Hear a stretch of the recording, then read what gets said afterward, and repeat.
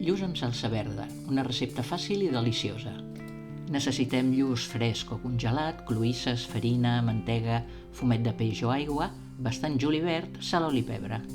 Posem les cloïsses a una estona en aigua i sal per si tenen sorra. Salpebrem el peix i l'enfarinem lleugerament. Fregirem el peix en oli d'oliva i el traurem quan estigui ben daurat pels dos cantons. Llavors el reservarem. És una recepta tradicional que val la pena no oblidar.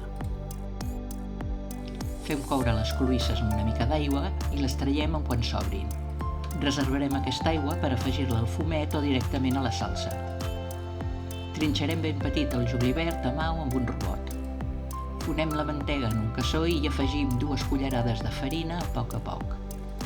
Fem coure la farina uns minuts, afegim el julivert i ho tenim uns 2 minuts més.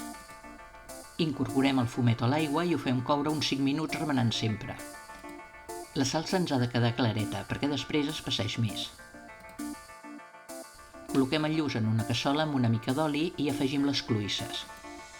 Distribuïm la salsa per sobre i ho fem coure uns minuts, sacsejant de tant en tant, sense remenar. Si la salsa ens queda massa espessa, posarem una miqueta més de fumet o d'aigua i si és massa clara la podem espessir amb una miqueta de maicena. Al final també hi podem afegir uns ous durs o uns pèsols bullits. Espero que t'agradi i fins a la propera!